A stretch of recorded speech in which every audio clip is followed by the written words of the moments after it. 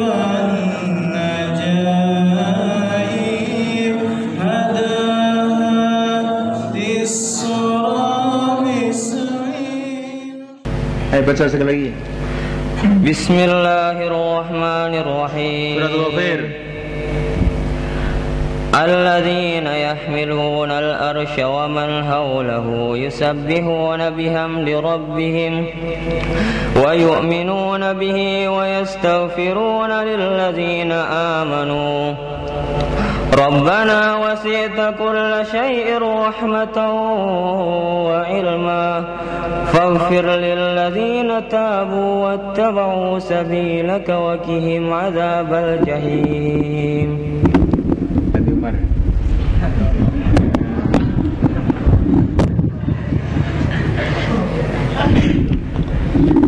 Ini saya teringat guru saya Syekh Muhammad. Kalau ngaji itu begini ini. Beliau manggil korek di Mesir. Kalau ngaji tafsir itu, terus koreknya itu baca dulu ayat, baru Syekh Muhammad itu nafsirkan, baca lagi. Kalau sekarang saya nggak usah ngundang sudah. Diundang korek-korek Mesir, diundang, suruh baca. Muhammad Syekh Muhammad masih ada sekarang, gembira ini melihat suasananya. Nah, ini kok niru-niru saya nih. Ayo baca. Bismillahirrahmanirrahim. Alladzina yahmiluna al-'arsha wa man hawlahu yusabbihuna bihamdi rabbihim wa yu'minuna bihi wa yastaghfiruna lilladzina amanu للذين آمنوا ربنا وسعت كل شيء رحمة وعلما فاغفر للذين تابوا واتبعوا سبيلك وقهم عذاب الجحيم.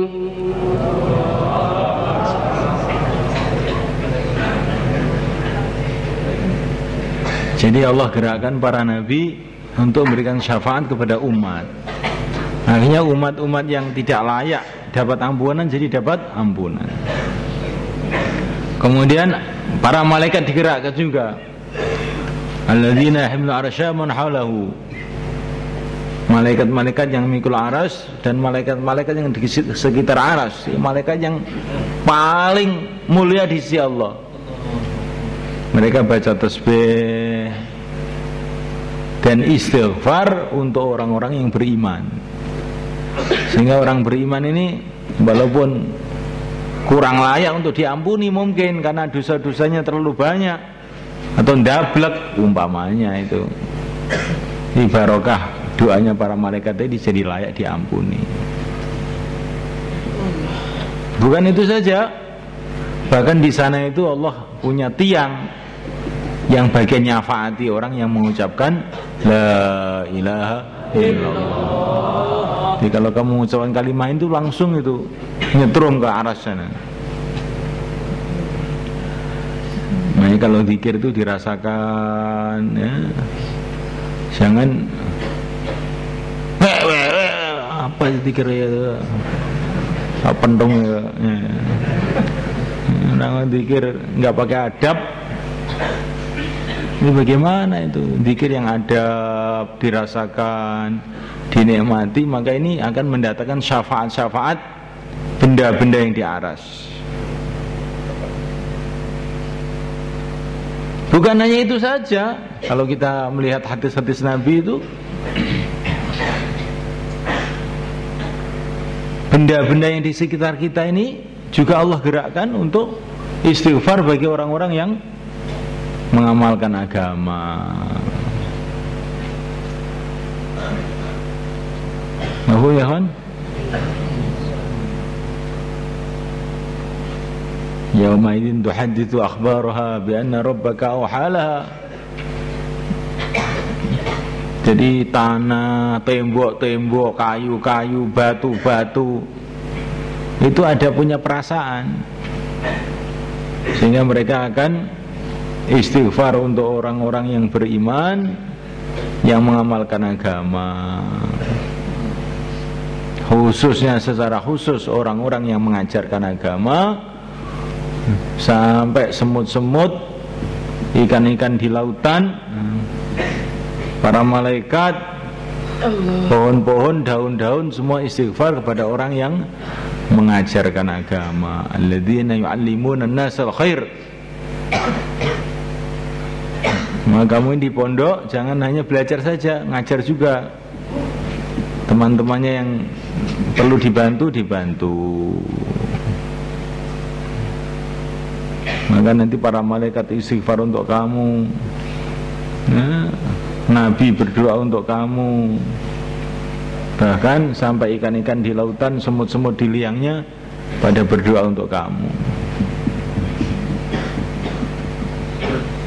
Itu kalau betul-betul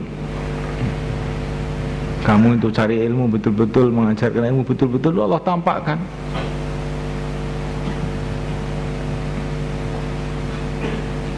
Sehingga banyak ulama-ulama zaman dulu tuh haji,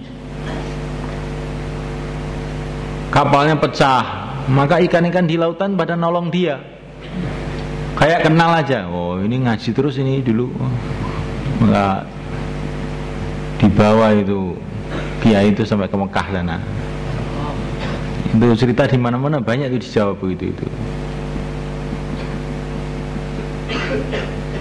Termasuk dulu di Madiun ini namanya ada Mbah Abdul Razak.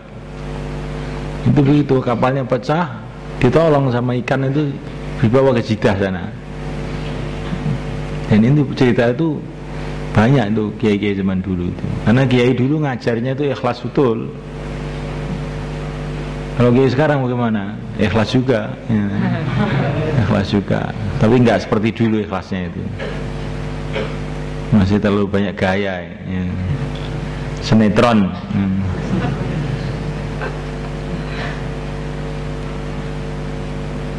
Kenapa kiainya kok ikhlas? Karena muridnya ikhlas juga. Sehingga kiai tadi itu ketularan muridnya itu. Nah, muridnya tidak ikhlas, semua minta ijazah semua. Nah, akhirnya kiainya ikut gak ikhlas, bikin sekolahan, bikin apa-apa. Itu gara-gara muridnya, bukan gara-gara kiainya. Coba kiai, murid-murid santri-santri, saya tidak mau dunia itu, tidak mau ijazah-ijazah, saya ingin ngaji saja. Nantian kiainya, oh ya begitu ya, saya juga ngaji saja kalau begitu. Tapi muridnya mau dunia, nah, kalau kiai nggak mau dunia nggak dapat murid akhirnya. Akhirnya kiainya ketularan sama santrinya. Jadi yang merusak kiai itu ya santri-santri itu. Nah ini kok kiai dirusak santri bagaimana? Ini kenyataannya begitu loh gimana? Nanti kalau santri-santri itu pada ikut dakwah semua, nanti kan kiainya pada ikut dakwah. Santri-santri mau sekolah, kiainya bikin sekolahan semua. Coba kamu renungi, kelihatannya kiai memengaruhi santrinya. Sebetulnya kalau kita renungi malah sebaliknya yang terjadi itu. Kiainya mau puasa, santrinya mau selamatan, bagaimana kira-kira? Ya kiainya ngalah, ya enak mangan bareng-bareng baik.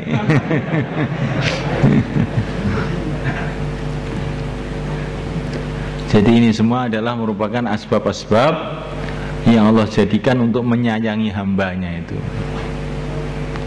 Allah tuh membuat macam-macam asbab supaya hamba-hambanya itu dapat kebaikan-kebaikan, macam-macam caranya. Di antaranya ini, jadi jangan aneh. Karena ada orang baca hadis ini karena imannya itu tidak lurus sehingga merasa heran, apa ini hadis ini? Oh. Nah, kamu ini sebetulnya karena pemikiran kamu tidak sampai. Wa kharaja Abu Ya'la bi isnadi an Anas radhiyallahu ta'ala anhu qala Rasulullah sallallahu alaihi wasallam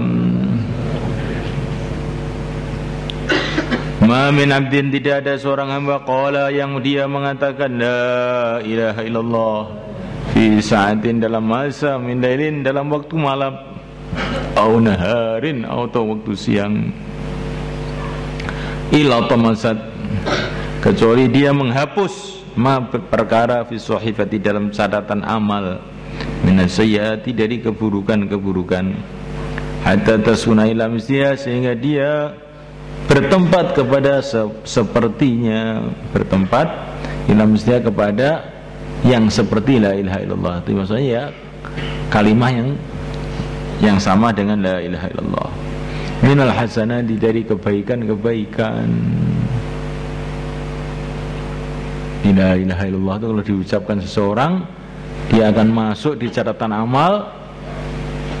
Masuk itu sambil menghapus semua catatan-catatan yang buruk, terhapus sampai dia ngumpul dengan kalimah-kalimah yang lain.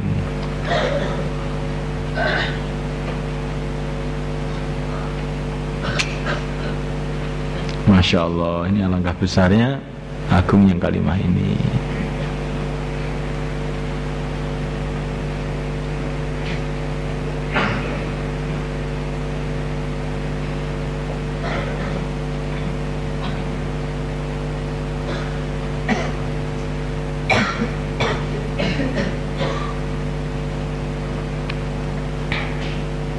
Yang kita banyak zikirkan, banyak kita ucapkan kalimah ini dengan penuh adab, insyaallah.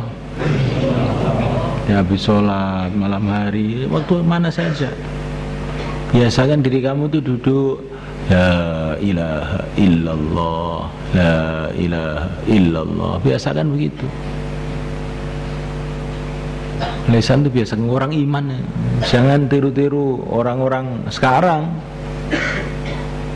Duduk tarik SMS, duduk merokok, duduk itu orang yang tidak tahu harganya waktu. Ya Allah. Ya enggak? Kalau santri duduk ngobrol ngalor ngidul nggak karu-karuan.